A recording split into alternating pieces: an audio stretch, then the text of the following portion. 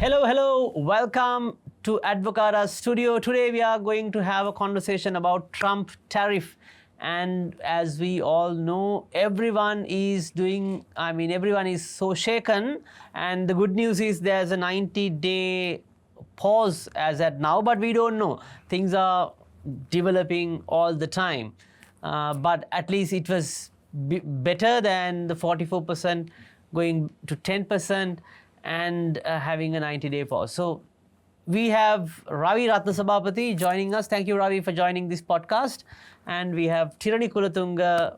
Both are from Advocata Institute to discuss and bring expert insights on the matter.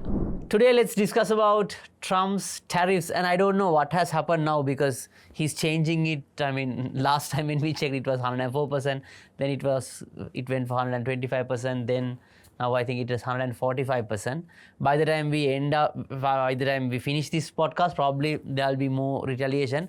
Ravi, first of all, what's your take on the situation? And can we really, any country, Trump is saying that, okay, by having protectionist tariffs or Trump tariff or whatever that thing, that he's going to make America great again, more manufacturing? No. We have experience from the past, including from the US in 1920 itself, when they went very protectionist. So you mean that US did this even in 1920s? Yes, it culminated, it started in 1920, then 21 the tariffs started to go up. There was this act called the Smoot-Hawley Act. Smoot-Hawley Act? Yes, where they pushed up all the tariffs, and then the repercussions started to be felt later, in the later decades, and which is why they eventually went back from those old policies. So that means Trump is doing something that they have experienced in 1920. Yes, and the experience was bad, but then people don't read history, so it's easy to forget the value. So do you mean to say that the 1930s, that Great Depression was also was one reason was this protectionist tariff in 1920s? It would have been. It wasn't caused by the tariffs, but the tariffs probably made it a lot worse. Okay. Tirani, what's your main take on it? I mean, linking to what Ravi mentioned, also it's that, quoting also American Vice President Vance, so like his idea of populist thinking, he's saying that whatever that we are, Americans posing as tariffs is actually great for the country, but in turns, and it's like more manipulation within the state. But now, my take on it is that it's not really the other countries that will have the effect, but more on the Americans. And I feel that it's also that Vance have been telling that free trade itself will kill the middle class of the economy, which is very wrong narrative. And I think we can dive more into this as we discuss, because if United States is saying this, Sri Lanka should be aware that, okay, we shouldn't copy as well. So you mean, is there a logic? I wasn't following Vance. What was his logic to say that it will kill middle class? Was it more on the job aspect, or whether it is more on the pricing aspect, or what was it? So what he told was that free trade will cause the middle class wages to fall down, and it will be hollowing out towns from across America, and that it's more like now they are narrowing the tariffs as if a protectionist measure where you can get more domestic industries in. But now things are changed. The dynamics in American manufacturing system have changed entirely. And it's more than labor, they're depending on technology. And it's not like the middle class income earner would want to go back to, minting stuff and all that, while most of them are very highly educated and will be depending on technology. So it's again now a question whether now technology and reducing the tariff, the balance of, getting low-cost items from abroad. What's that thinking behind that? I think it's again trying to make, it feels like they're trying to make America like some closed box, and they're just going to act within themselves accordingly, but without sharing their resources outwards, which is a bit of a controversial thing. I don't know, let's discuss more on this. Ravi, what's your what's your narrative on this? You basically said it's yes, what was called mercantilism, which existed prior to Adam Smith. So then the Adam Smith and others were able to prove them wrong, and that's what we have actually seen. Now, if I start by trying to let me just look at the importance of global trade, right? That sets the context and why is it important. Now, we have seen a huge transformation in the world since 1945.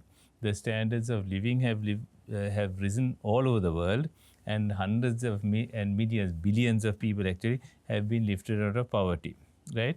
This has happened in every country that has embraced free trade, right? The reason is this, it's very simple. Trade is mutually beneficial, right? It is, at the end of the day, it is what people do, and voluntary exchange, which is what it boils down to, can only happen to mutual benefit. We give up something that we value less for something that we value more, right? So in the early past, we used to give tea, rubber, coconuts was what we used to export. Now we have a few more things, but we do it because we value those items less than what we can get from the rest of the world. That's the first principles thinking on trade. Because as long as there is no coercion involved, people are choosing freely because they see some benefit in it. Right? Ravi, for the benefit of our audience, you mentioned a word called mercantilism before Adam Smith. Yes. What was it like? Can you explain? So was it the same thing like having tariffs, or what is it? It was very nationalistic. Each country, they thought, would be strong if they were able, because gold was the currency, they felt that accumulating gold was good. Right. Because so if you sell goods to the rest of the world, you can collect gold. Right. Now the gold was valued because the kings felt, or the rulers at the time felt, that they could use the gold and pay for their armies. Right. Their soldiers could be paid, and then Right. they could fight wars with it. Right. But what happens is this. The whole benefit in trading with it is that you are able to, that is just to look at it from the king and the taxes perhaps point of view, right? But for the population as a whole, right, your living standards are determined by what you are able to consume, right? Now, if there are things that you can buy more cheaply or better from the rest of the world by you taking those things, right, your living standards are actually improving. That's right? What you mentioned, that after free trade, that every country who embraced free trade, basically the living standard basically became better. Yes, because they're able to get a lot of things, and then they're able to, what it does is, there are certain things that the country can produce, but which are not that efficient to produce. They can be done cheaper elsewhere. So those things go out of the market, and you use the imported items instead. But there are other things that can be made more, or services that can be made more efficiently here, which you then send out. So there is no problem. So the welfare of people depends on how freely they can on their own choices. So what you have available to consume, your welfare is your consumption, what you can consume really. Got it. Tirani, so what's the current situation? From what I followed, it was Trump has now put a pause on this tariff, his Liberation Day tariff announcements. So it's 10% across the board except China. And he has given 90 days to renegotiate. And from what I read, there are about 75 countries who have indicated that they would like to negotiate. And Sri Lanka also falls into that 75 country category. And there's another set of countries who really want to retaliate. That's China and I think Mexico. They basically have increased the tariffs against US. And there are countries like Singapore, who are basically having a trade deficit with US on their country's point of view, and they have said like we are not going to retaliate, neither we are going to discuss, like they are having a neutral stance. What's latest as you saw?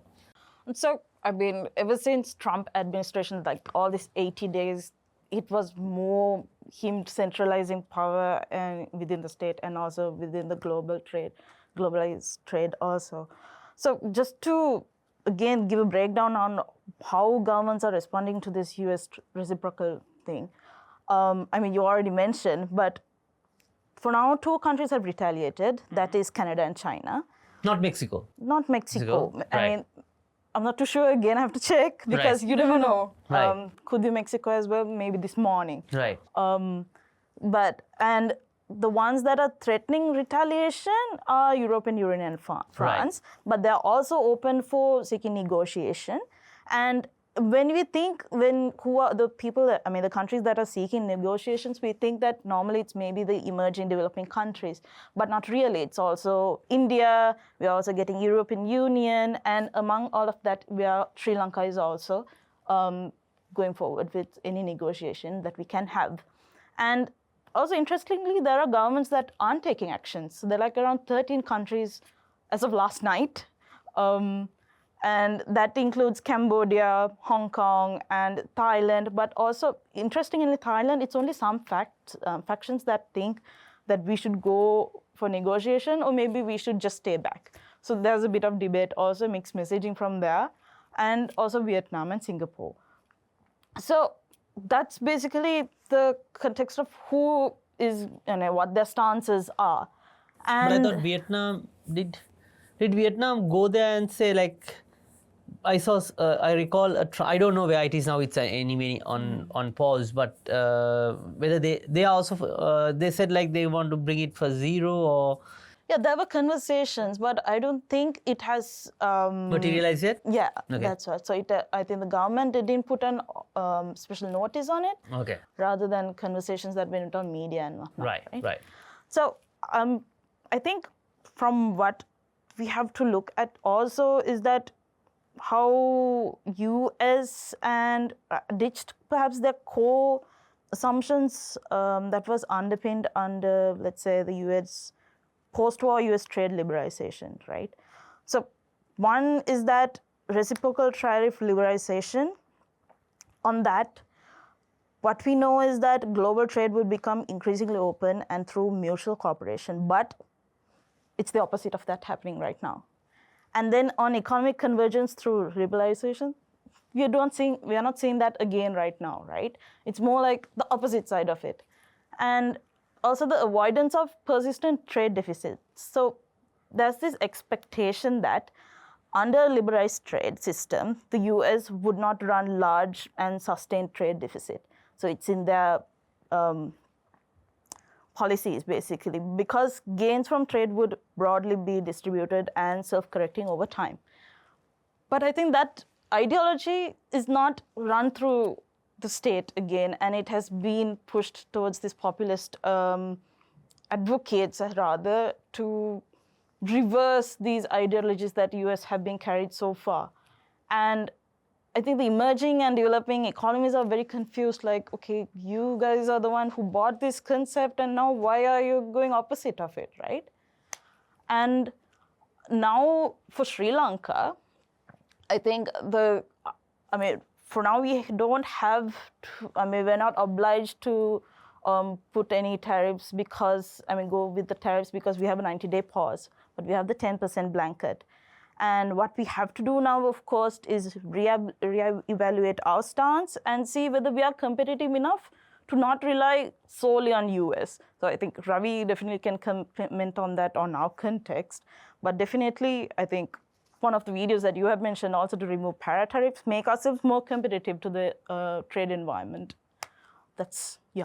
Okay, so I'm trying to understand mainly the historic background from Ravi. So Ravi, you mentioned it was nothing new. This was started in 1920s. It happened before. It happened and you brought about exactly a century ago. Yeah, so mercantilism, you explained. Yes, it was a it ended up rather badly. Yeah. Now, to just explain further on the market, so the kings could collect the gold, but you see, there's no point sitting on a pile of gold, right? When instead you could use that gold to buy other things that that are of more use to you. So that you can use, whether you consume or whether. So that was that. That was the thinking behind why this. people wanted to, or the rulers wanted to accumulate gold.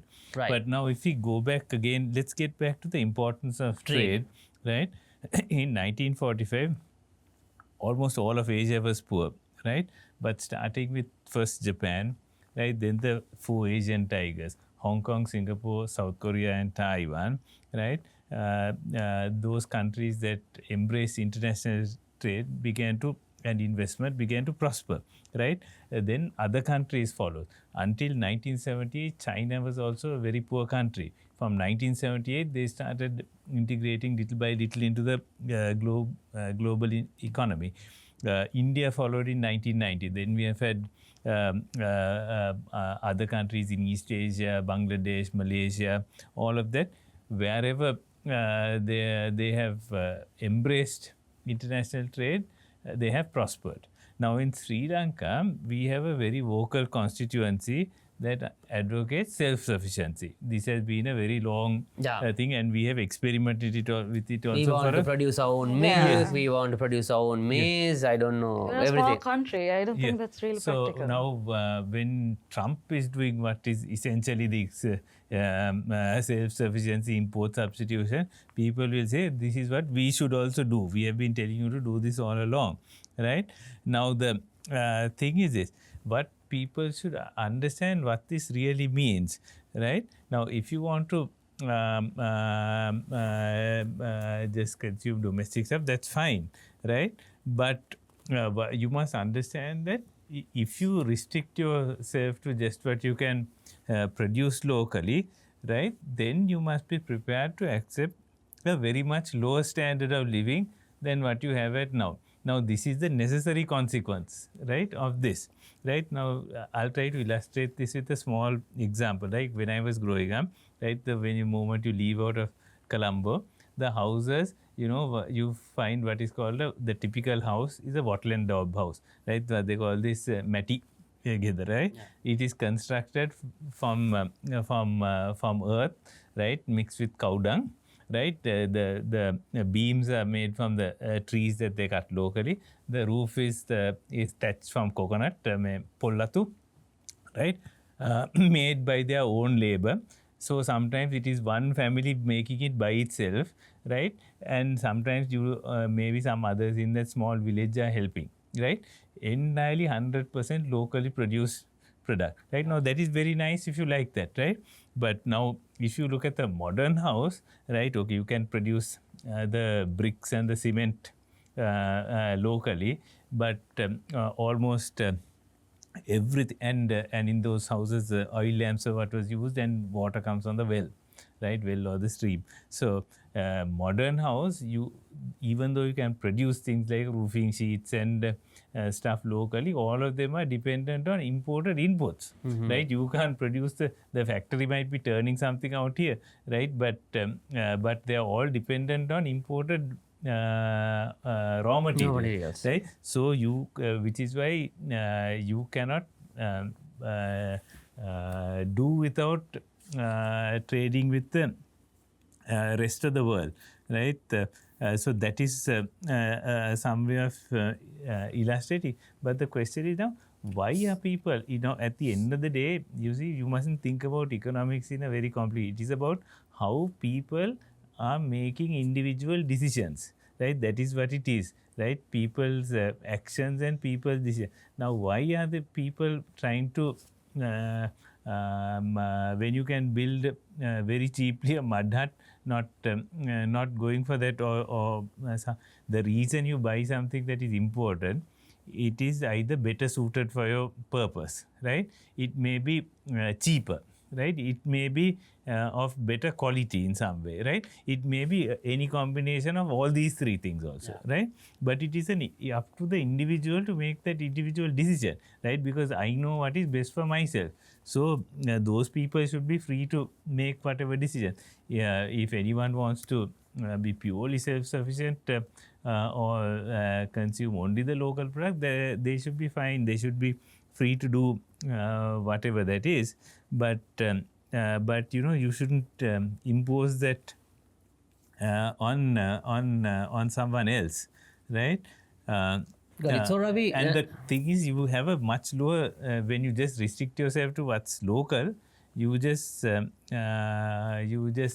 end up with a much lower standard of living. That's what we experienced pre-liberalization, pre-1977 Sri Lanka, pre-1990 India, pre-1978 China, and all these other countries where when we didn't trade, when we actually practiced self-sufficiency to a large extent. We were much poorer. We were much poorer then. Not only us, like the rest of the world. Everybody else. And actually the only really poor countries that are left that don't trade with the world are North Korea and Cuba. So they don't trade and they are very poor. So why do we really want to follow that path go back to that again? Got it. So Ravi, I think we are trying to, I think a lot of information was available. We are trying to, first we understood why the trade is important, because now since it's a 90-day pause, we should discuss the importance and the fundamentals, like the first principles thinking, why this trade is important, and at the same time to discuss about what is happening in the reality. Tirani, now we have 90 days period for Sri Lanka. What are the potential solutions? We know our apparel sector is going to get affected, and if it continues at a 44%, but what solutions do we have at hand? I'm thinking, let's hope we don't lose our market in the American economy. And perhaps the 44%, if we can reduce, that's more better for the country, obviously. That's, it will make us less competitive to export when we have a 44% tariff. But if we reduce that, that means it will create more, let's say, opportunities for us in that market. But like, if we were to link again now, let's say, the prices that Americans will face if our apparel exports will be expensive. Let's say for a Levi's t-shirt, if it's like $120 per shirt, it will be like increased. If it's 44% tariff, there will be an increase like around $275-ish, right? So like, the question is that if that change were to happen, will there still be a market, or will people still choose to buy that anyways? Because it's not a very big jump, right? But it's also, now the problem is that how competitive we are comparing to other countries, right? So now, if in terms of apparel, we know Bangladesh, Vietnam, Thailand, Sri Lanka, China, these countries do a lot of apparels, right? And if you think on Sri Lanka's positioning within those countries, 44% is not very competitive for us. And China will also bear the brunt of it. I mean, if they were to have 125%, obviously they are going to lose a lot of their market, because the cost of whatever they import will be more expensive to Americans to, have a choice on it, right? Because that will be more expensive. That's the first round of impact. Yeah. Our prices will go up, so the the demand will drop for our products. And also when you compare with our other competitors, because our tariff rate is higher than theirs. So what else? What's the second round of impact? So the second round will be, it's the second consequences, let's say. Second round, right? Second consequences. So we're already facing is where these tariffed countries will be responding. That's the second round of consequences, basically. And that's where China has already retaliated, made a lot of decisions day by day. And if I were to list down at least some, I would say on April 4th, they have made 34 additional duties on all US imports, which will be affected on April 10th. And then has imposed export restrictions on medium and heavy rare earth elements, which US heavy reliance on NVIDIA. Any Silicon Valley tech institute will be like, oh, holy shit, this is so bad, right? And then it's also the WTO. China is trying to play with the rules while the US is not. US is like, ditch the WTO rules. We have the sovereign right to do things that we want, and they're completely disregarding that. While China is right now playing a level playing field. So you mean to say that imposing a tariff only particularly on China is a violation of WTO rules? Yes, It is. You can't because go and do all sorts of unilateral things that there is something called the most favored nation clause. So you are supposed to extend the same tariff that you do to your most favored nation to every other country. So that is one of the principles of the from WTO. which there are certain exemptions for free trade zones, certain exemptions for developing countries. There are things like that also. But these are some of the principles, and where there are disputes, there are ways of. Now, I think I can add something to what Tirani was saying. Now, the global trade is what our prosperity is going to depend on. Right now, the cost of disruption. How do we think about it? Right, things are too much in flux to be able to have any kind of idea at the moment. But the way to maybe think of it is to look at the most recent. What we are seeing now is the complete breakdown of the international trading system that has been built from 1945, right? And the impact is going to be devastating, right? To understand how bad it is, just look at the most recent example of the disruption, what happened with COVID-19 lockdowns, right? You had suddenly a stop in global trade slowed, supply chains got disrupted, goods ran short, prices ran up, all sorts of problems. The thing now is that this is going to be permanent, right? So it's going to be a very, very damaging situation. So the question is, what do we do about it? But the seriousness of this should not be underestimated. It is impossible to predict the consequences because there are so many things in flux at the moment. Nobody knows, and it's impossible to guess. You see, so it's a huge mess. But our future prosperity, our present standard of living, all of this is at stake now. Got it. So, Tirani, you were explaining, basically Ravi added on the WTO one. So you basically mentioned it seems the USA is completely disregarding WTO, while the China is trying to play with the rules of the WTO. And I think there's a dispute resolution mechanism, which is mainly the US has to appoint authorities from the little I know, and now it's basically dismantled. So there's it's a mess. It's a very clear example of how international organizations are missing their promises, and also the ones who built it are making a mess out of it as well. Yeah. So what's the second round? So first round, you mentioned the second round. You basically, I interrupted you when you were coming, explaining it in the middle of it. On the second round, next is that the currency rates will change most of the time. And you can see in the stock market, American stock market also, where at some days it will be entirely red, and on some days it will be entirely green, because it's depending on what's American President Donald Trump mentions day by day, right? And remember, I think you might remember, right? Because the 90-day pause came in as a rumor first, and then he said, no, this is, false statement, whatnot. And then all of a sudden he's like, okay, we have a 90-day pause. And that, when you say US stock market, that reflects all other countries' stock markets as well, right? Because now, if US is like the currency that we use to exchange, let's say the main currency on, let's say for debt, prepayments, or any of that sort, it's affecting a lot of countries. And these countries will have the question like, okay, should we ditch the US dollar as well and move on to another currency like the Chinese current dollar, Chinese yen, or the Abu Dhabi currency, right? So that is still in discussion, not that there's major movements on that. And also that the monetary policy and these interest rates will be changed within the central bank. So that's yet to be expected. I'm pretty sure it will happen in the next 3 to 4 months. And not 3 to 4 months, maybe the next 2 months, depending on what will happen tomorrow as well.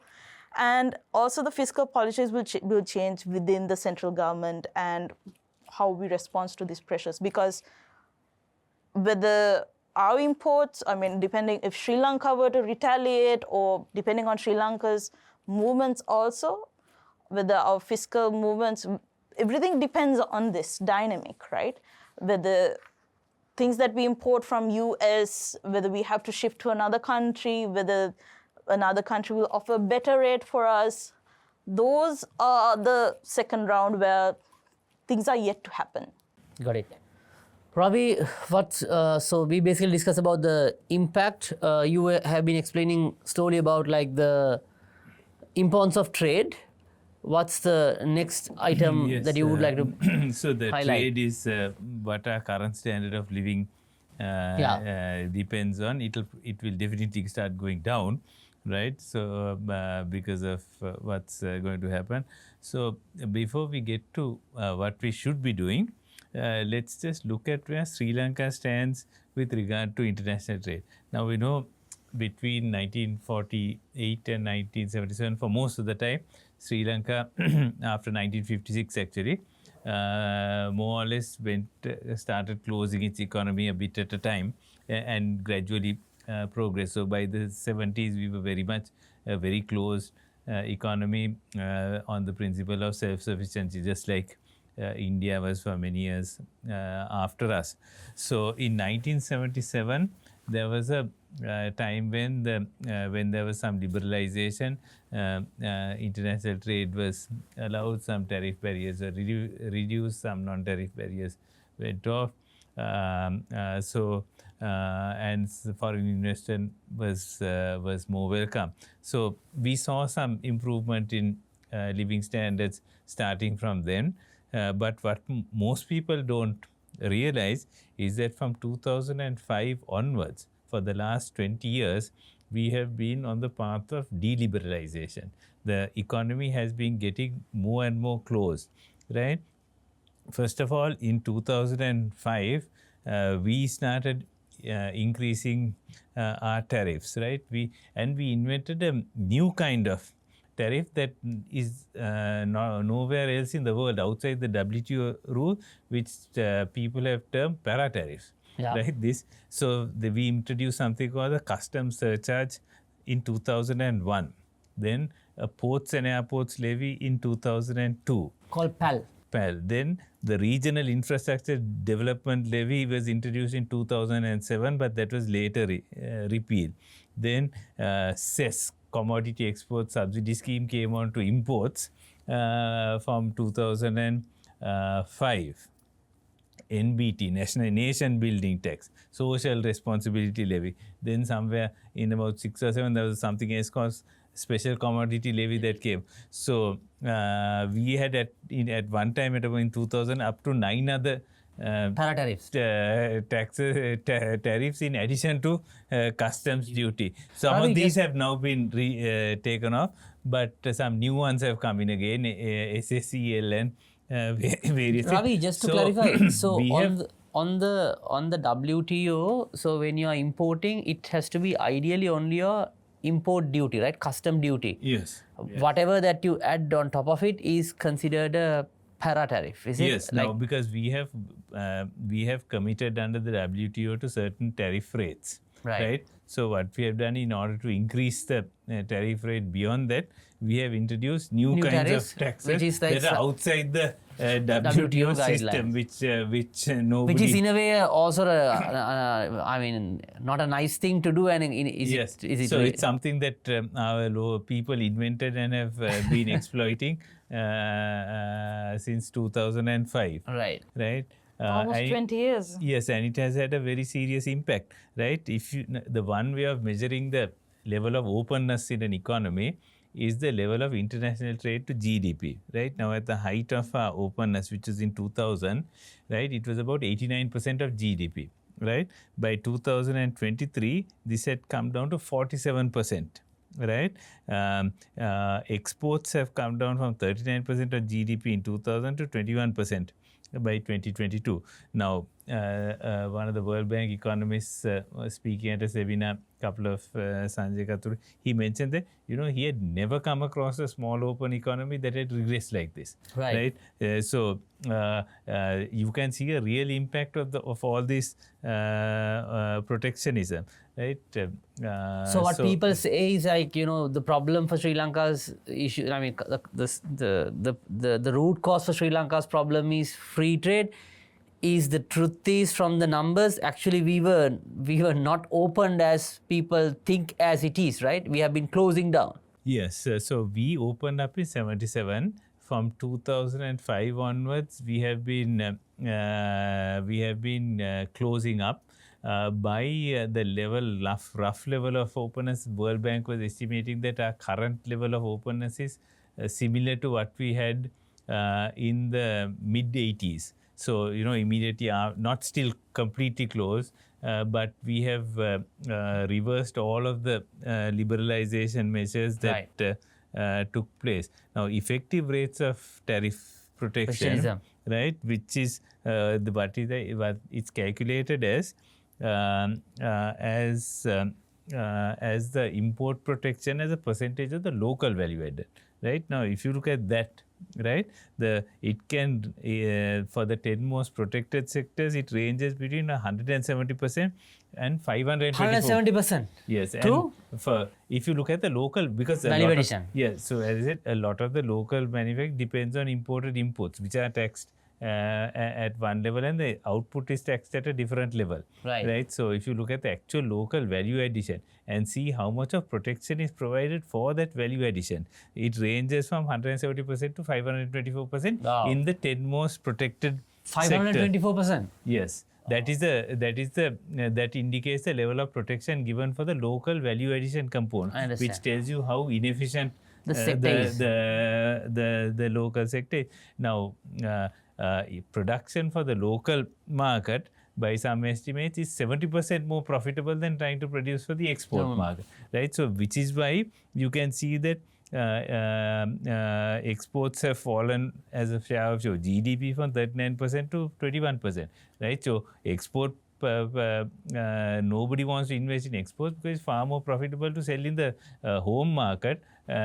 Easy money, protected market for protected from competition, easy money for the producers, but highly inefficiently done. I think there was a very good example that was cited when the Ceylon Tyre Corporation was set up. That was they produced a tyre called Kalani in the 1970s. You see, they used some Romanian machinery that was very inefficient, purely from a foreign exchange perspective. The conversion cost was so much that you would have got more foreign currency if you had exported the raw rubber and imported the finished tire, because the amount of other imported inputs to convert inefficiently your domestic rubber was costing more in foreign exchange than you would have earned if you had simply exported out your raw rubber. Right. So that is the. I think I have a question. I mean, like, I think in the general audience, what I've read on newspapers as well is that would it be fair? I mean, is it a fair thing that US is actually, putting us 44% of tariffs while we are having this kind of unnecessary para-tariffs and very uncompetitiveness? No, that is one of the things that has prompted the action, because it's not only the para-tariffs, right?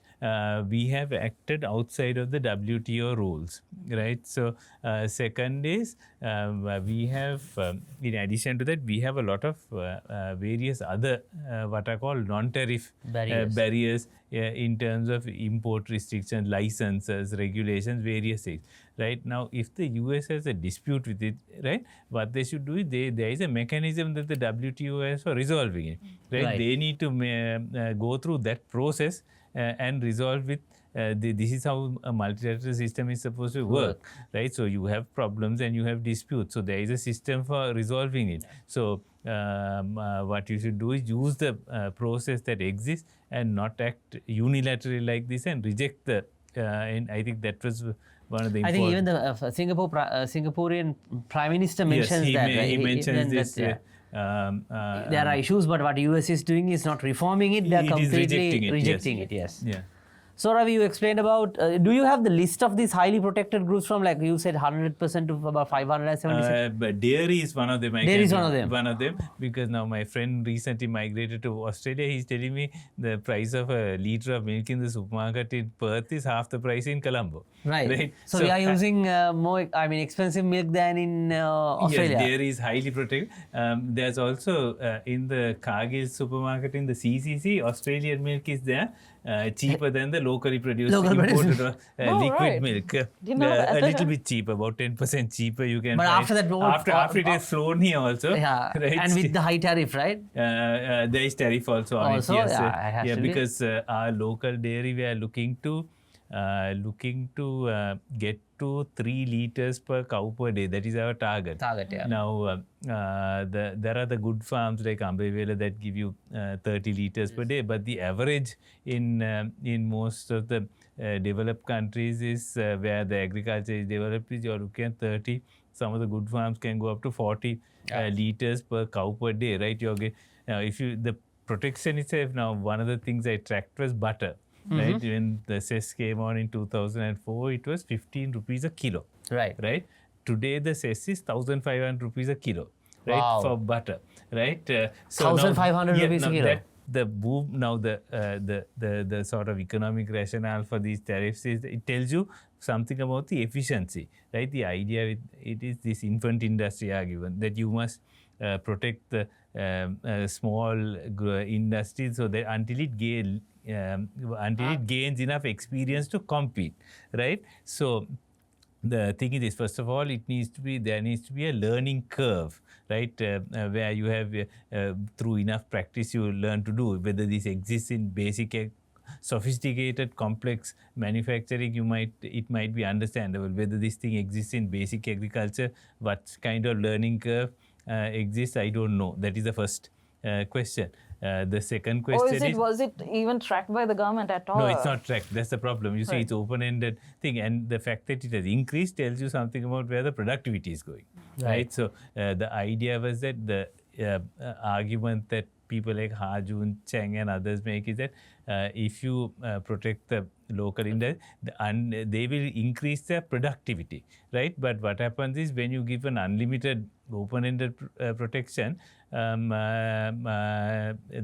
protection becomes the safety net becomes a hammock, right? Correct. People never get out of it and never bother to compete. So the idea with what I call the subsidies are supposed to be called learning rents, right? So until you learn, you earn a subsidy, but then within a certain period of time, you should become productive enough to compete, and then you take the rent away, right? So, but after 20 years, if your protection keeps going up, right, then that tells you a lot about how effective and how much longer are you going to keep doing this.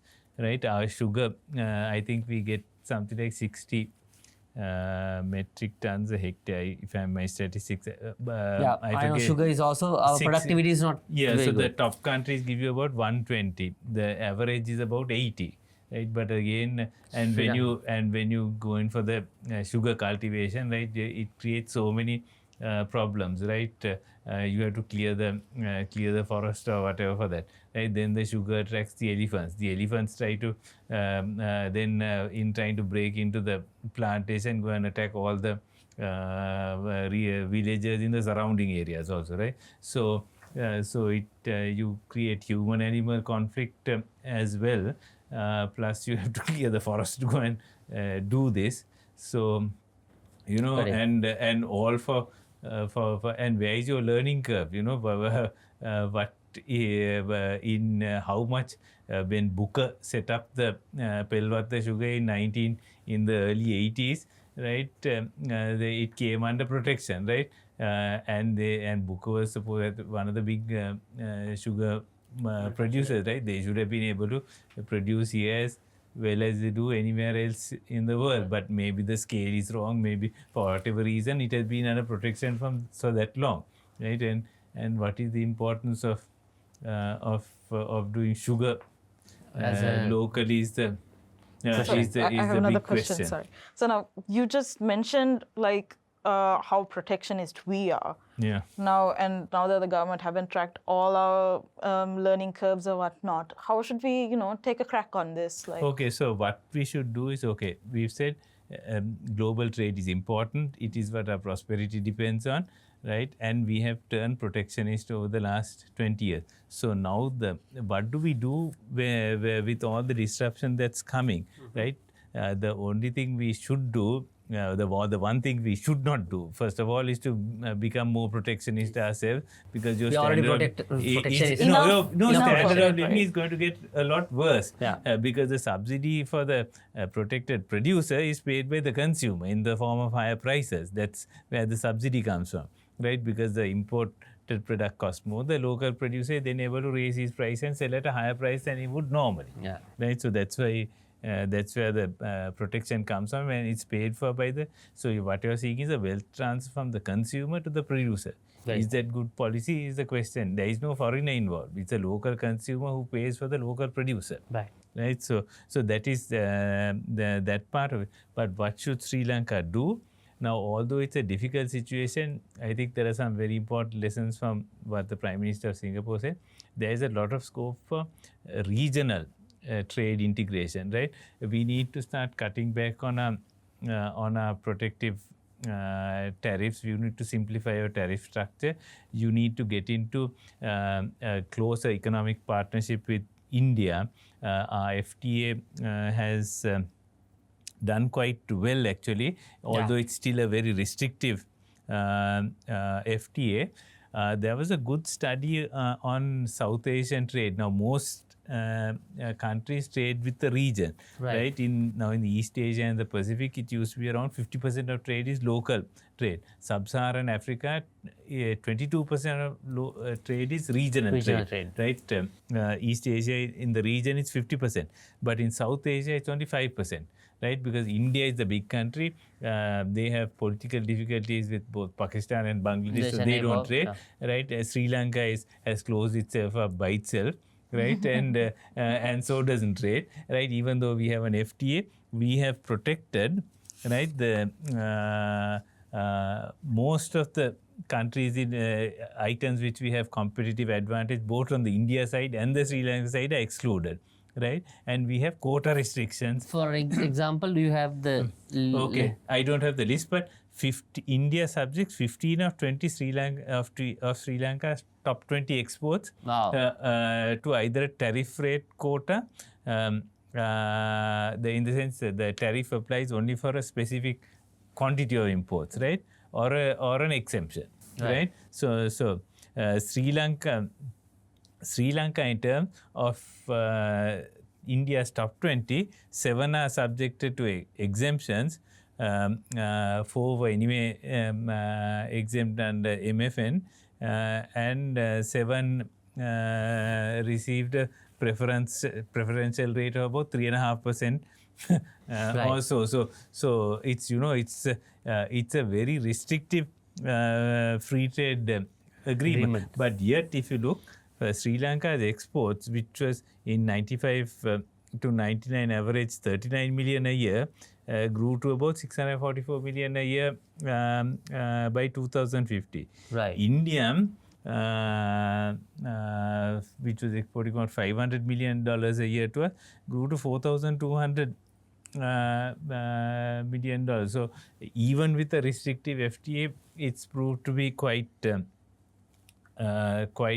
So what we need to do is, on the Indian side, there are a lot of non-tariff barriers. Even on the Sri Lanka also has some, but not as bad as India. So we need to work to simplify By that. and so that we can trade. Because there's a lot of potential. If sub-Saharan Africa trades 22% of its GDP amongst its neighbor, and it's there because of the smuggling, right? There's people hand-carrying things in planes. There are people by coming by boat. There's a lot of trade that's happening. It's just that you Whether we made like it it or very very difficult for people, right? So why not allow it to happen formally, and it will benefit people, right? So there's a lot of opportunity in South Asian trade. There's also opportunity if you join the regional, because if you're more open to trade, you can try to trade more with Other parts of the world. yes, and Ravi, Tirani, you have any other comments? Yeah, so no, just to be specifying on this simplification, just want to know now, Advocata stance anyways, we've been telling that we need to remove para-tariffs and to have a simplified, more tariff structure, right? But we have been saying that we should have a tier level, 5%, 10%, 15%. Maybe any comments on what categories should fit between all of that? I think we had made a commitment to reduce. So we should have, I think, 3 tariff bands was, I think, one of the commitments we had made, which was. Was it for the IMF? No. No. This is WTO. WTO. We have Sri Lanka has signed on to this thing. We haven't kept to it.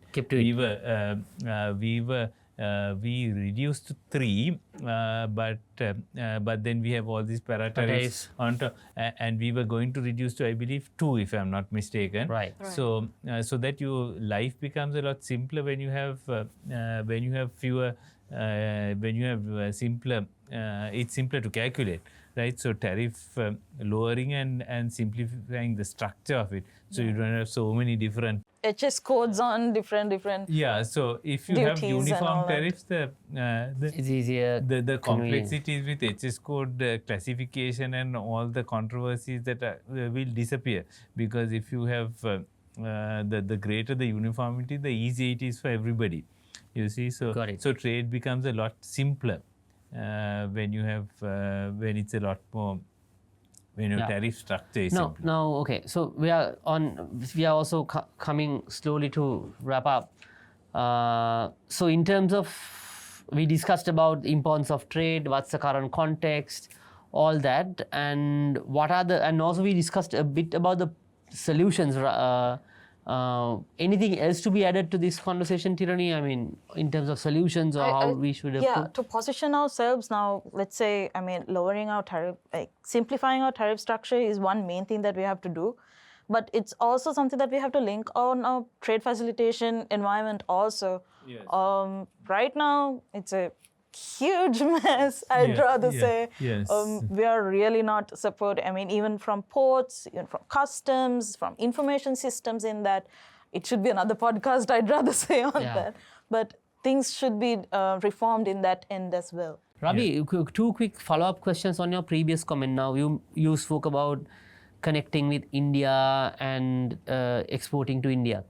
But the challenge has been, according to Professor Premachandra Rathukorala, even when you enter a free trade agreement, your utilization of that free trade agreement is very low. Which is the case with India Which is the case with India. That's number one. Number 2 is, I think our apparel manufacturers have been trying, there's a quota of 8 million pieces. So these are the things that you need to negotiate with India.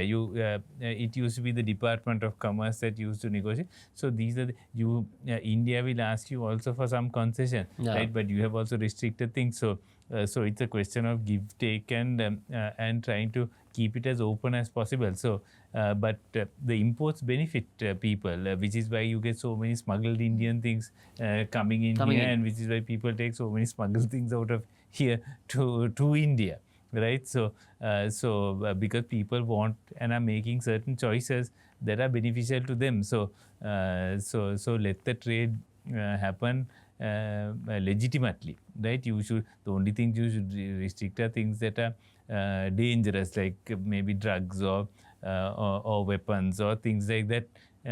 You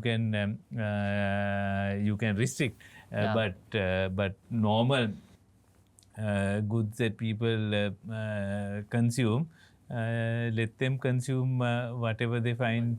Okay, Ravi. Now, do you have any particular solutions for this now trade problem with US? Because I think Trump has said to bring the trade deficit down. That's Is there a way that we can? Impossible to bring it down, but that is the nature of trade. You can't. You see, we run a surplus with the EU and the US. We run deficits with, because where we import our raw materials is from China and India. So we run deficits there, and we run. But balancing trade is an impossibility. It can never happen, and it will never happen. But especially on a bilateral basis, right? So that's an impossibility. It's just wishful thinking on their part.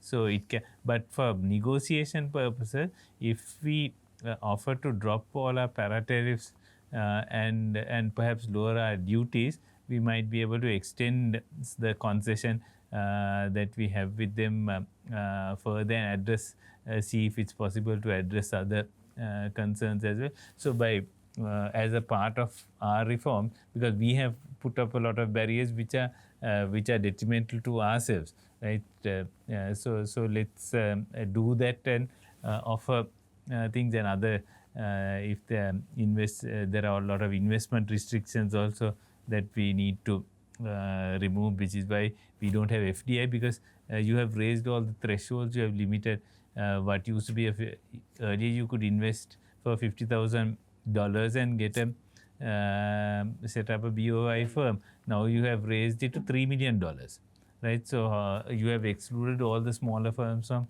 applying here. The large firms don't want to come here anymore because you don't have economies of scale. Because and you don't have land, you don't have labor. Yeah, because all your labor force, because of the high cost of living caused by all your imported tariffs, which has increased your cost of living, your labor has migrated to the Middle East because they can't afford to work here. So the migrant laborers sends money back to support their families. Their families, it's that money that that supports domestic consumption and pays for the subsidy to domestic producers. So people have to migrate to the Middle East so that their families can subsidize the domestic producer locally. Is that really good policy?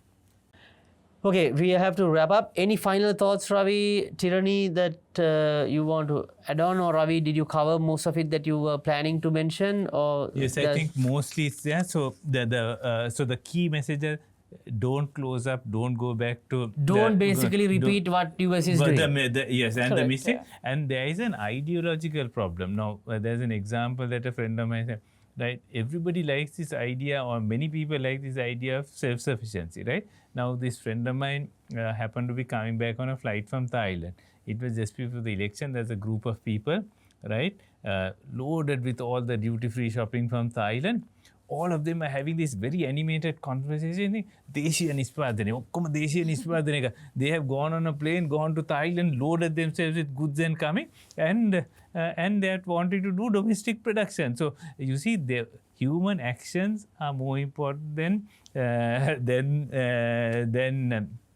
human design. That's one of the things we learn. So actually, although people say that, right? If you look at the way people are migrating, if you look at there's a disconnect between the idea and what people actually do. They say we want import substitution and domestic product, but they go and buy all the import things, right? Also, so on the other end, they're not sweating their assets also. Absolutely. And I'm surprised this domestic purchase thing was basically all like self-sufficiency is told by mainly people who drive BMWs and Mercedes, Ravi. So I'm surprised all the discoveries for that matter. Because what they're doing is they all have what the protection does is it creates a domestic monopoly. You have a very limited, you have a playing field that is not competitive. So when you have less competition, it's very easy for businesses to make money. So because you don't have competition, so you are able to charge high prices and cover all your costs and inefficiencies and everything, and have very large profit margins. So naturally, all the businesses who are in the sector will support this. It is beneficial to the business.